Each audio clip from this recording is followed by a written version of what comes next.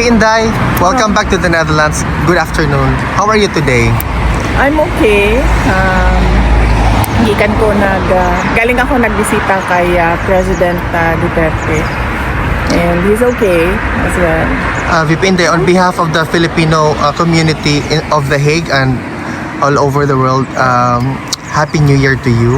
Thank you. Happy New Year to everyone as well. And I wish everyone success, good health, and happiness, of course. VP, is it okay for you kung meron ka man New Year's resolution for 2026? Wala na, tigilan nga kayo. Parang, wala na. Wala na akong New Year's resolution kasi sa edad ko, natutunan ko na yung mga New Year's resolution, hindi talaga siya nasusunod. Kaya hindi na ako nag-New Year's resolution. Yung sabi nila, New Year's resolution ko, hindi na ako mag-soft drinks. It's good for 1 week. Pagkatapos ng 1 week, nag-soft drinks na yun. Kaya, huwag na. VP Inday, political Ikaw, question. ano ang New Year's resolution? Na to stay healthy na lang, VP. Yun lang. Stay healthy, ha? Oo. Pero ang junk food, Wala no, hindi na mo palit. Di mo palit Japan. Slowly lang. Slowly. ikaw, ma'am, anong New Ikaw, Year's ma'am, daw. resolution mo, ma'am? Ako? Ay, nakaglupal. Oh, wala na, ito. Ilang araw lang, nalimutan na ang New Year's resolution. Ikaw, ma'am, ano? Ang New Year's resolution mo? Healthy na gyako. Healthy lang gyako. Ako man. Ma'am. Gusto ko bukas resolution.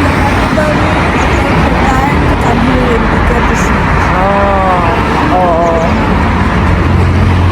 Yes. Para ipakita natin sa mundo yung mali na ginawa kay former President Duterte. Pakita natin sa mundo kung paano magdudugo ang puso natin. Simple pangarap. Paano nililigpit yung table sa gabi? Sa gilid lang, ma'am. Diyan. Ilagay lang. Pero yung may-ari dito, ma'am, gusto nila na i-remove muna yan because we are actually asking them to allow us to have it stay here. Kasi gusto nila na i-remove pero for... Private ba ito? Yes, for... Ito na property. Donea ang name ng owner. It is not just like one part of the government. Kaya, government They, subsidized. maintain this place. Hindi na. Sige. Okay, political question lang, ma'am. Nag-file na po ng impeachment complaint against PBBM. Meron po ba kayong reaction dito, ma'am? Sa ngayon, wala pa.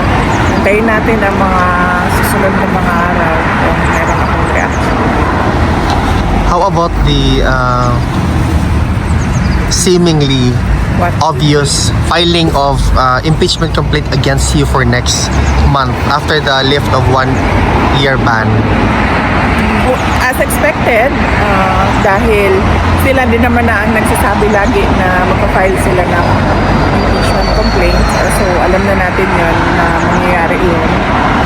And as expected as well, magiging katulad lang din yan nung nakaraan na ginagawang fundraising ng mga members of the House of Representatives yung pagpirma nila sa impeachment. It's all about the money dyan. VP, recently the International Criminal Court Office of the Prosecutor, through their social media platform, released a statement asking or appealing to the Filipino people who are allegedly victim of the war on drugs to come out and be a witness to the charges hurled against your father. What's your opinion to this move?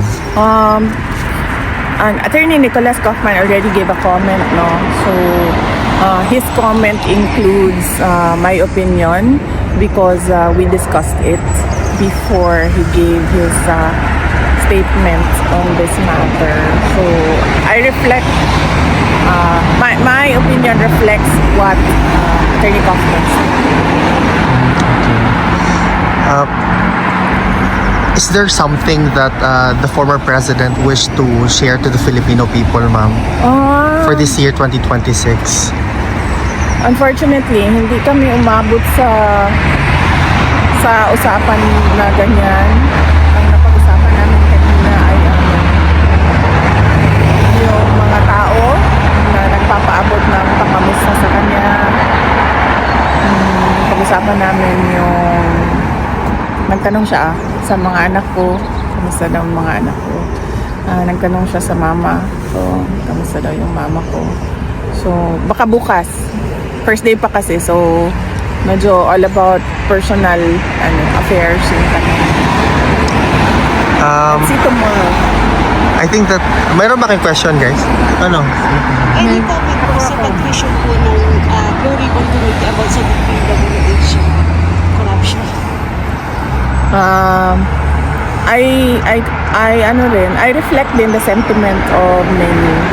Masyadong Blue Ribbon ito ng Senate pala, Yes. no? Hindi ito ICI. Oo. Well, trabaho naman yan ng Senate at ang atin lang New Year's resolution dyan sa Blue Ribbon na ay sana meron ng mga managot sa nangyari.